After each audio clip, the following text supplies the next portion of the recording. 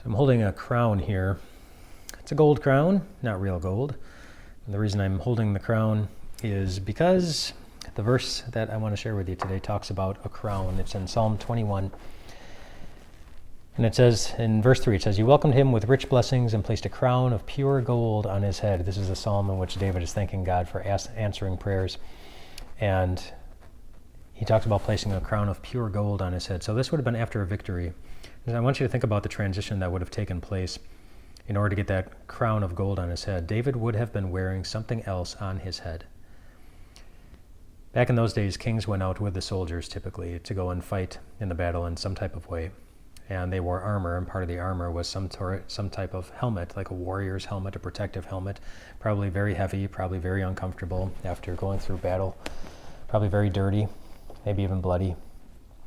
It would have been a good feeling to get that helmet off.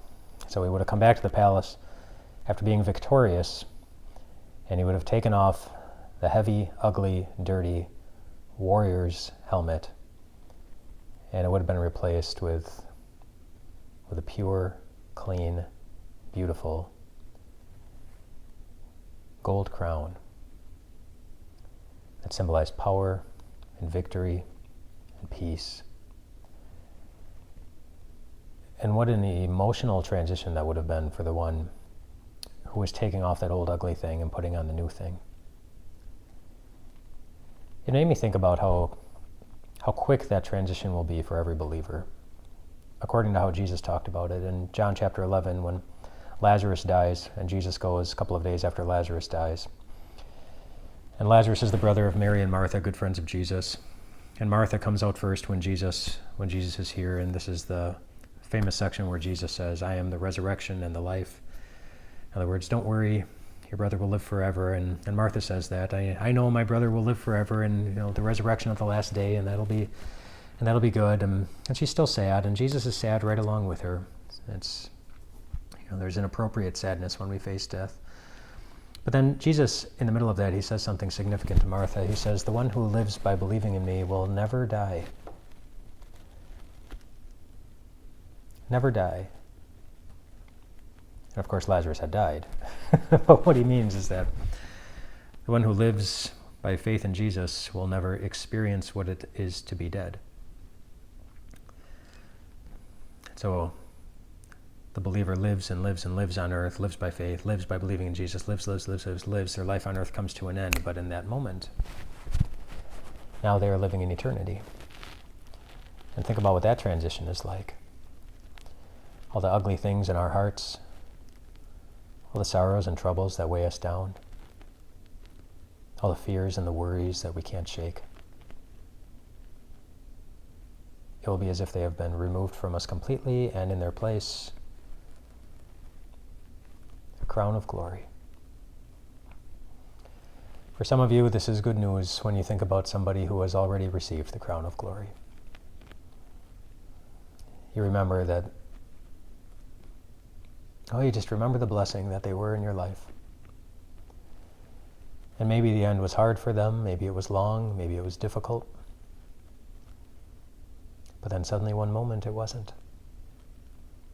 They closed their eyes on earth, and in that moment they opened their eyes in eternity, a crown of glory, completely refreshed and comforted in every way. For some of you, this is comforting as you think about your life.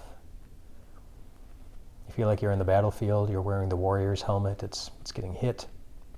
It's dirty, it's heavy, it's bloodied. And it's hard to think that it's ever going to come to an end. But one day,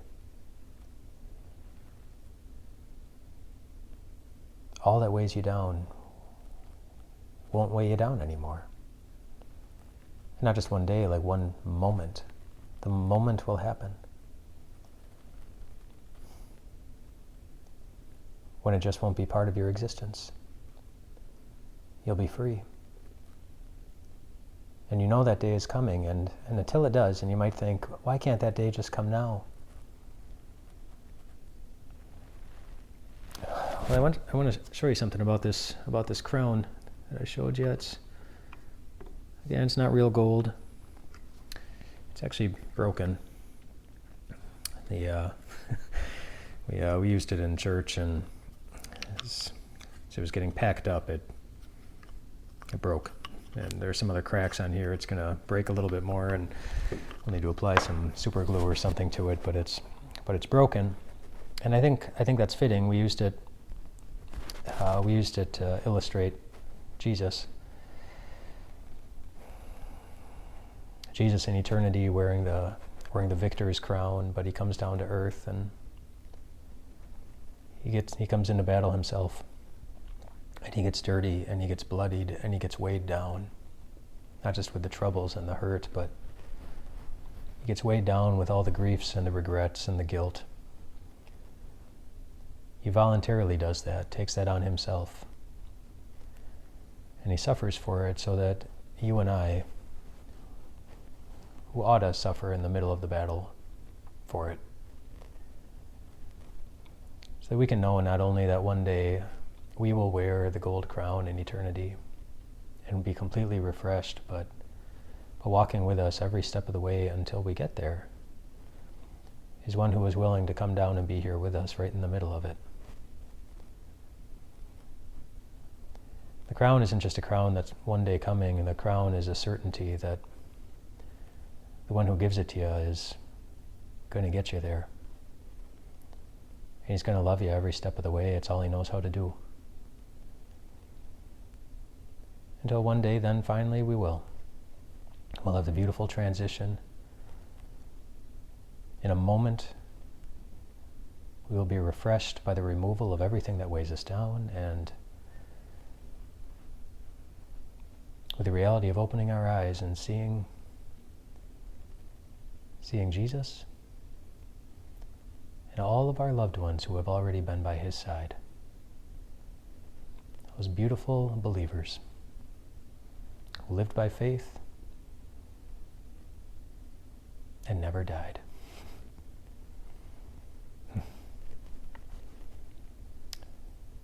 Rest well tonight, my friends.